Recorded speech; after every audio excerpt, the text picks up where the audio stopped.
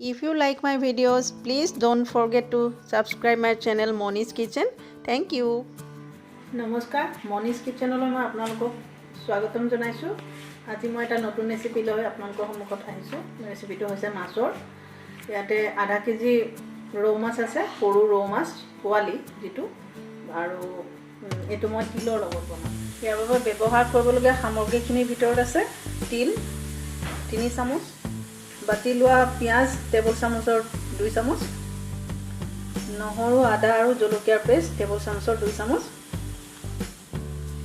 কেইটামান ক'লা জিৰা, ৰিংকৈ কাটি লোৱা এটা পিঁয়াজ আৰু কেইটামান শুকান জলকীয়া। প্ৰথমতে মই তিলখিনি ভাজি ল'ম অকণমান। বেছি জ্বলাই দিব নালাগে তিলখিনি। গৰম ভালকৈ কৰি অলপ অলপ ভাজা গোন্ধটো আহিলে তিলখিনি নমাই ল'ব লাগিব। হৈ গৈছে তিলখিনি ভাজা। এইখিনি এতিয়া আমি ঠাণ্ডা হ'বলৈ নমাই থ'ম। এটা সৰু কাটি লোৱা পিঁয়াজৰ লগত তিলখিনি ভাজা আমি পেষ্ট বনাই ল'ম। আমি ভালকৈ চাফা কৰি ধুই থোৱা মাছখিনি অলৰেডি নিমখ হালধি সানি ৰেডৰ মেৰিনেট কৰি ৰাখিছিলোঁ। এইখিনি এতিয়া আমি এক পিচকৈ তেলত দিম আৰু ভাজি ল'ম।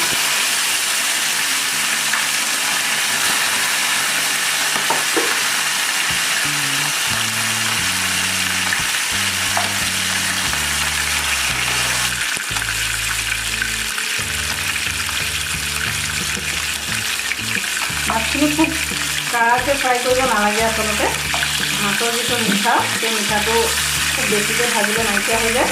তাৰ বাবে আমি মাছখিনি কমকৈ ভাজিম, বহুত জ্বলি যাবলৈ নিদিওঁ। বেছিকৈ পাইছে এনেধৰণে হৈছে। আৰু এক কেজি দি মাছখিনি আমি নমাই থ'ম।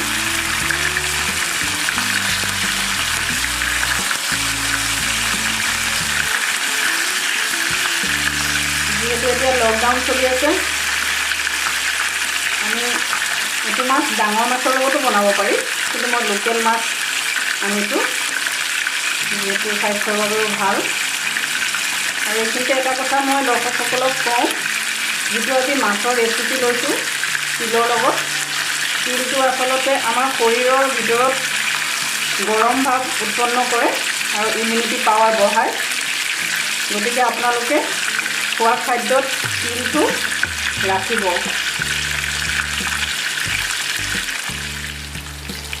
মাছখিনি ইতিমধ্যে ভাজা হৈ গৈছে। মাছখিনি এতিয়া আমি উঠাই ৰাখিম।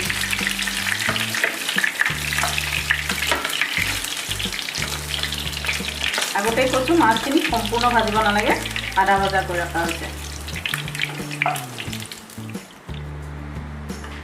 আমি যিখিনি মাছ ভাজিছিলোঁ তেল, সেই তেলখিনিতে প্ৰথমতে কেইটামান ক'লা জিৰা দি ল'ম। ক'লা জিৰাকেইটা ফুটাই লোৱাৰ পিছত তাতে আমি বাতি লোৱা যিখিনি পিঁয়াজ আছিলে, পিঁয়াজৰ পেষ্টটো ইয়াতে ঢালি দিম।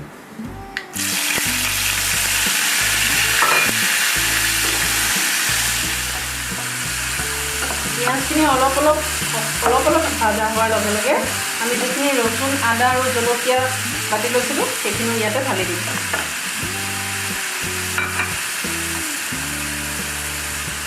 এনেধৰণে মিক্স কৰি ল'লোঁ। মিক্স কৰি অকণমান সময় ভাজি ল'ম। ভাজি থকাৰ মাজতে আমি আধা চামুচ হালধি গুড়া,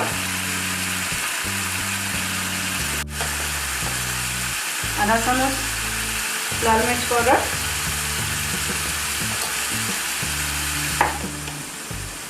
আৰু সোৱাদ অনুযায়ী নিমখ এইখিনিতে দি ল'ম।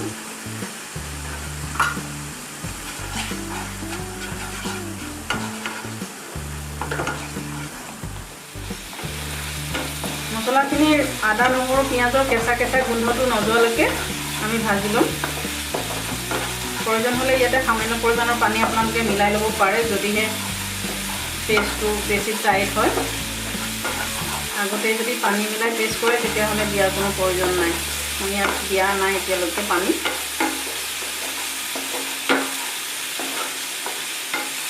ইতিমধ্যে ইয়াৰ পৰা এটা সুন্দৰ গোন্ধ ওলাইছে, মানে কেঁচা গোন্ধটো আঁতৰি গৈছে। তাতে আমি যিখিনি তিল আৰু এটা সৰু পিঁয়াজ পেষ্ট কৰি লৈছিলোঁ সেইখিনি ইয়াতে ঢালি দিম।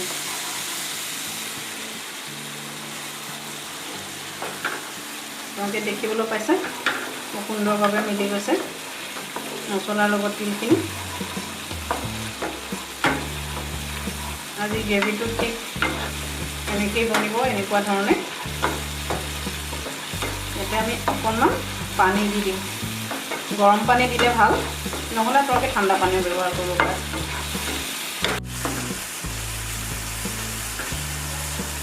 এতিয়া আমি অকণমান পানী ঢালি দিছোঁ।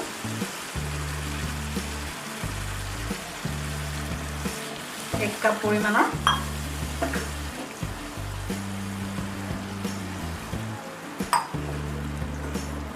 মছলাখিনি আমি 5 পৰা 7 মিনিটমান সময় ভাজি ল'ব লাগে। আপোনালোকে ফ্লেমটো গেছৰ মিডিয়ামত ৰাখিব, তেতিয়া মছলাখিনি জ্বলি যোৱাৰ সম্ভাৱনা নাথাকে। আৰু হাই ফ্লেমতো ৰাখি কৰিব পাৰে, কিন্তু তেতিয়া বহুত কনচিয়াছ হ'ব লাগিব। আপুনি হাত এৰিব নোৱাৰিব মছলাৰ পৰা, অনবৰতে লৰাই থাকিব লাগিব। মছলাখিনি জ্বলি গ'লে যিহেতু সোৱাদৰ তাৰতম্য ঘটিব। আৰু এনেধৰণে ফুট অহাকৈ এইখিনি উতলিবলৈ 2 মিনিট সময় গ্ৰেভিটো এৰি দিব লাগিব। গ্ৰেভিখিনি হৈছে। ইয়াতে আমি যিখিনি ফ্ৰাই কৰি থৈছিলোঁ মাছ, সেই ফ্ৰাই কৰি থোৱা মাছখিনি দিম।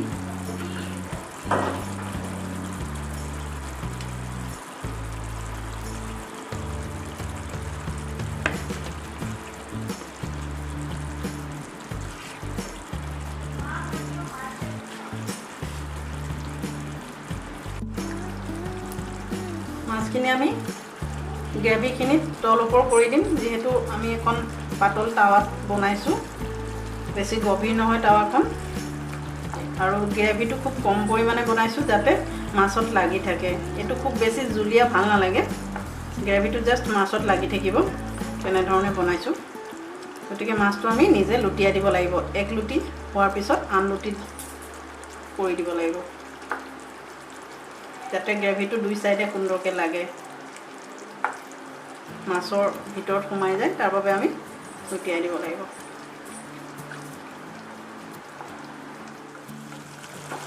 মাছখিনি লুটিওৱাৰ পিছত আমি আধা কাপ পৰিমাণৰ পানী ইয়াতে দি দিম।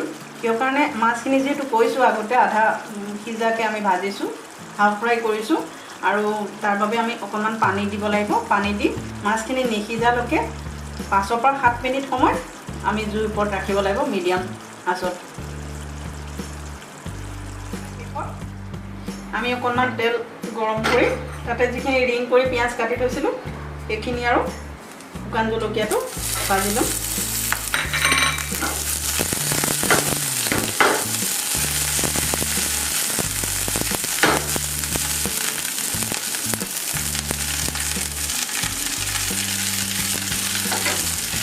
অকণমান ভাজি ল'ম, আৰু ভাজা এইখিনি আমি মাছৰ ওপৰত দি দিম।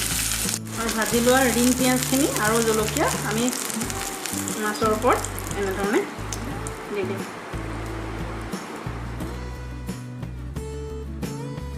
তিলৰ সৈতে বনোৱা মাছৰ গ্ৰেভি মোৰ হৈ গ'ল।